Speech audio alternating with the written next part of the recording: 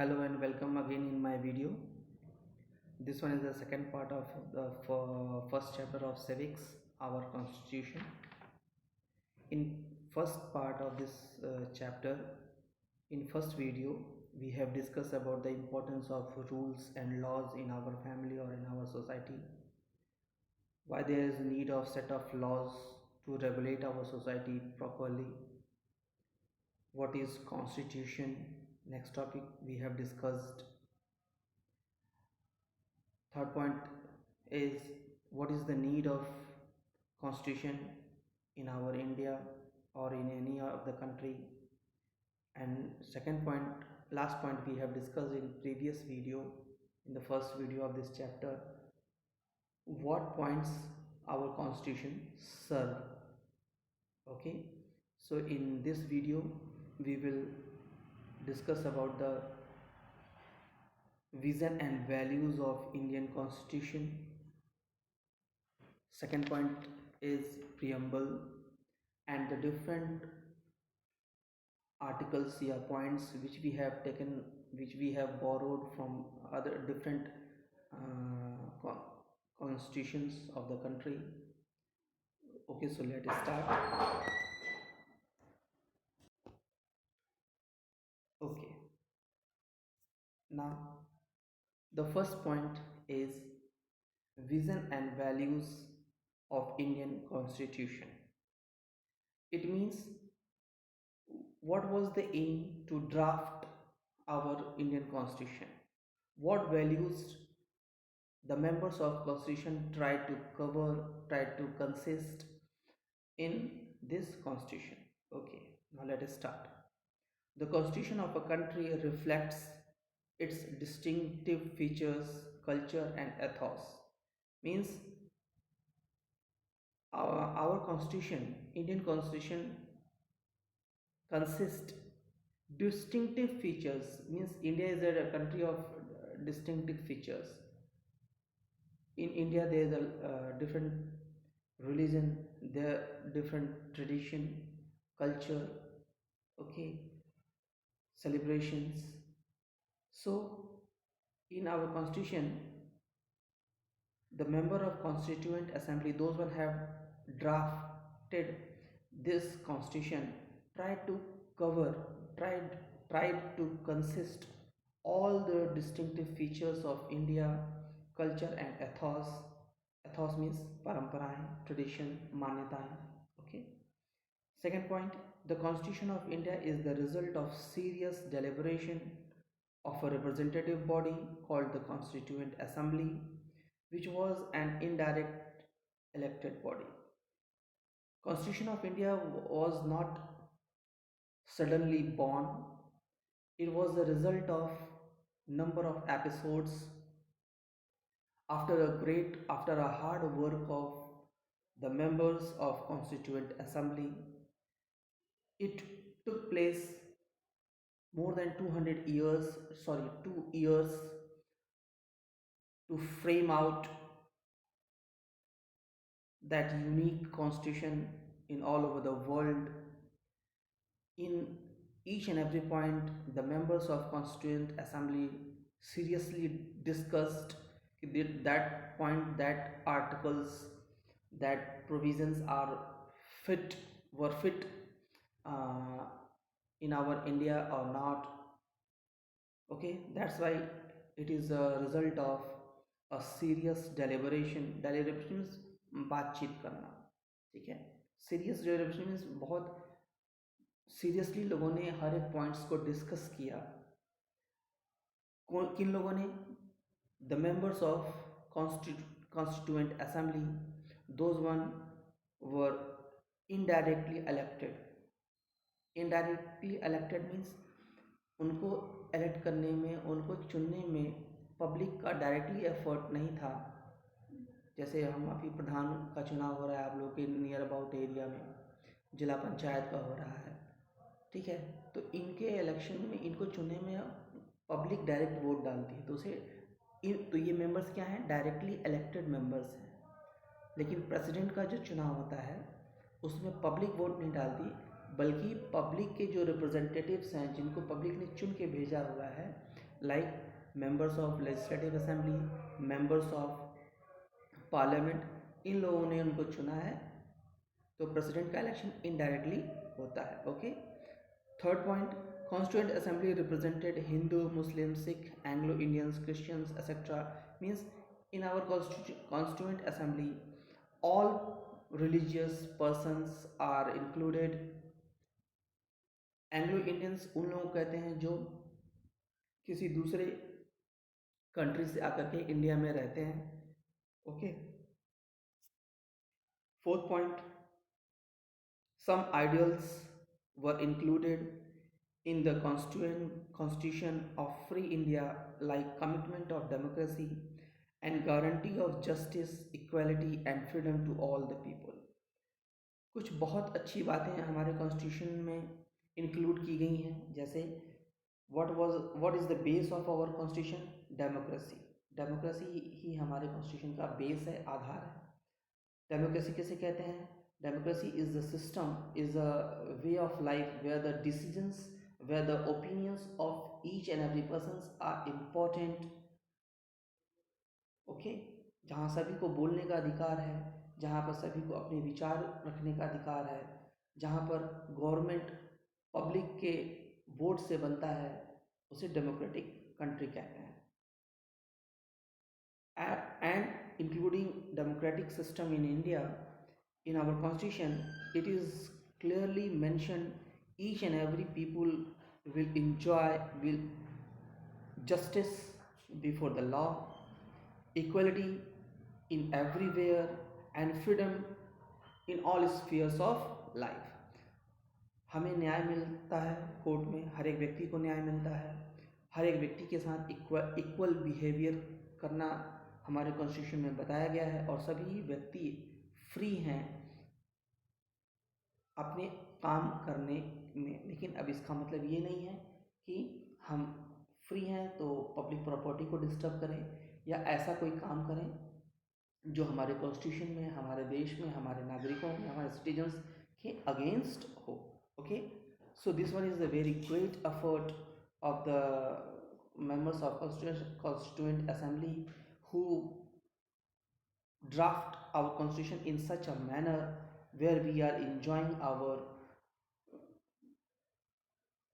freedom, basic rights, where we are free to seek justice। Okay। Now next point, the makers of the constitution were also very much concerned about feeding the starved। इसके साथ साथ हमारे constituent assembly के जो members थे उनके मन में एक ये भी बात थी कि हमारा कॉन्स्टिट्यूशन ऐसा हो जो भूखों को, स्टार्व्ड मीन्स भूखे लोग, जो जिनको खाना नहीं मिल पाता, ठीक है, उनको फिर उनको फैसिलिटीज़ अवेलेबल कराने के लिए, क्लोथिंग द नेकेड, जिनके पास बेसिक फैसिलिटीज़ नहीं है, कपड़े तक नहीं हैं, ठीक है, उनको कपड़ों को अरेंज करने के लिए, and ending the exploitation of the already deprived and depressed section of the society. और ऐसा नियम उन्होंने बनाया, ऐसा कॉन्स्टिट्यूशन फ्रेम करने की कोशिश की जिसमें उन लोगों को बेनिफिट मिले, वो लोग भी हमारी सोसाइटी में डिग्निटी के साथ, इक्वलिटी के साथ रह सकें। Those one are already deprived means जो पिछड़े हुए हैं, ठीक है, just like our tribals in our society, in our country. कुछ एक दो ट्राइबल्स के नाम आप जानते भी हों, जस्ट लाइक मुशहर। हाँ। Okay. Now next point is important members of constituent assembly. वैसे तो मेंबर्स बहुत ज़्यादा थे, ठीक है, लेकिन कुछ मेंबर्स जो इम्पोर्टेंट थे उनके नाम मैं यहाँ पर मेंशन कर रहा हूँ। The assembly included eminent personalities like Jawaharlal Nehru, Vallabh Bhai Patel, doctor Rajendra Prasad, Maulana Azad, K M. Munshi, J B. Kripalani, Chakravarti Rajagopalachari, Pattabhi Sitaramayya, doctor B R. Ambedkar. Okay. इसमें से doctor B R. Ambedkar important personality हैं, वो क्यों आगे डिस्कस किया जाएगा। Out of all members of constituent assembly there are 15 female members। Okay. तो 15 का नाम तो मैंने नहीं लिखा, 3 का नाम मैं लिख रहा हूँ। सचेता कृपलानी, सरोजनी नायडू, राजकुमारी अमृत कौर। ओके, इन मेंबर्स के नाम को आपको मेमोराइज करना है, याद कर लेना है, क्योंकि सडनली कभी कभी एग्जाम में पूछा जाता है। Okay, now see the pictures of these 3 eminent members. Those one are the part of the Constituent Assembly. Jawaharlal Nehru, first one, second Vallabhbhai Patel, and third one is Sarojini Naidu. Okay, कभी कभी pictures दे करके भी नाम पूछ लिया जाता है। Next one is preamble. What is preamble? The preamble was included in the beginning of the constitution. Constitution बनने से पहले ही प्रियम्बल को इंक्लूड किया गया था। जैसे आप कोई भी बुक ओपन लेंगे तो उसके फर्स्ट पेज में, स्टार्टिंग का फर्स्ट पेज क्या होता है? उस बुक का इंट्रोडक्शन होता है। वैसे ही हमारे कॉन्स्टिट्यूशन का जो इंट्रोडक्शन है उसे हम लोग प्रियम्बल बोलते हैं। Okay, the preamble is an introduction to the constitution. It is non justiciable. इसका मतलब है कि प्रियम्बल में जो बातें लिखी गई हैं उसको हम किसी भी कोर्ट में चैलेंज नहीं कर सकते। Okay, it is non justiciable, उसको हम बदल नहीं सकते। It contains the political philosophy, AIIMS, objectives and basic purposes of the constitution. Preamble में उन बातों को रखा गया है, प्रियम्बल को पढ़ करके या प्रियम्बल को देख करके हमको ये समझ में आता है कि हमारे कॉन्स्टिट्यूशन का नेचर क्या है, उसमें कैसी बातें कही गई हैं, उसके एम क्या हैं, उसके ऑब्जेक्टिव्स क्या होंगे, और बेसिक कंसेप्ट पता चल जाता है प्रियम्बल को पढ़ने में। ठीक है, प्रियम्बल इसलिए इम्पोर्टेंट है कि हम पूरे कॉन्स्टिट्यूशंस को पढ़ेंगे, जो बहुत ही एक थिक बुक है, तब समझ में आएगा कि कॉन्स्टिट्यूशन में कहा क्या गया है। उससे पहले ही अगर हम प्रियम्बल को पढ़ लें तो एक आउटलाइन मिल जाता है, एक हल्का सा आइडिया मिल जाता है कि हमारे इंडियन कॉन्स्टिट्यूशन में क्या क्या बातें कही गई। Okay, it is called the soul of the Indian constitution. Preamble को हमारे इंडियन कॉन्स्टिट्यूशन की आत्मा कहा गया है। सोल मीन्स अगर हम कॉन्स्टिट्यूशन में से ये प्रियम्बल का पार्ट हटा दें, ठीक है, तो हमारा कॉन्स्टिट्यूशन मतलब ऐसा हो जाएगा कि उसकी वैल्यू ही खत्म हो जाएगी। ठीक है, the courts regard it as the key to interpret the constitution. बहुत बार कोर्ट ने ये कहा है, सुप्रीम कोर्ट ने, हाई कोर्ट ने, कि प्रियम्बल का जो पार्ट है वो हमारे कॉन्स्टिट्यूशन को समझने की फर्स्ट की है। ठीक है ना? Okay, now second, features of foreign constitution borrowed by Indian constitution. बहुत सारे पॉइंट्स को हम लोगों ने किसी दूसरे कंट्रीज के कॉन्स्टिट्यूशन से अडेप्ट किया हुआ है। ठीक है, तो कौन कौन से पॉइंट्स हैं? होने को तो बहुत सारे पॉइंट्स हैं, लेकिन मैं मेजर पॉइंट्स को इंक्लूड किया हूँ। From British constitution the idea of preamble. अभी जो प्रियम्बल मैं बात कर रहा था वो किस कॉन्स्टिट्यूशन से हम लोगों ने लिया है? ब्रिटेन से लिया है। Bicameral legislature. बाइकैमरल लेजिस्लेचर आपने लोअर क्लासेस में पढ़ा होगा कि bicameral legislature is a type of legislature where two levels of government, where two assemblies functions perform. Bicameral means in central level Lok Sabha and Raj Sabha, in state level legislative assembly and legislative council। तो दो houses हैं, इसलिए इसे bicameral. और जहाँ पर सिर्फ एक ही असेंबली हो उसे हम यूनिकैमरल कहते हैं। Third point, collective responsibility of the council of ministers. ठीक है, इन सब पॉइंट्स को हम लोग आगे जब चैप्टर की डिटेल में जाएंगे तब वहाँ पर डिटेल में डिस्कस करेंगे। फिर भी थोड़ा थोड़ा मैं क्लियर कर दे रहा हूँ। Collective responsibility of the council of minister means हमारी जो गवर्नमेंट होती है उसमें जो मिनिस्टर्स होते हैं, जिनको डिपार्टमेंट हेड बनाया जाता है। ठीक है, प्राइम मिनिस्टर का प्राइम मिनिस्टर का एक काउंसिल ऑफ मिनिस्टर होता है, वो उनको सलाह देते हैं। तो वो कलेक्टिवली रिस्पॉन्सिबल होते हैं किसी भी काम को करने में, या कि कोई काम अगर हो जाता है अच्छा या बुरा दोनों, तो उसके लिए जिम्मेदार कौन होता है? प्राइम मिनिस्टर के साथ साथ उनके council of ministers, making Lok Sabha the lower house more powerful than the Rajya Sabha upper house.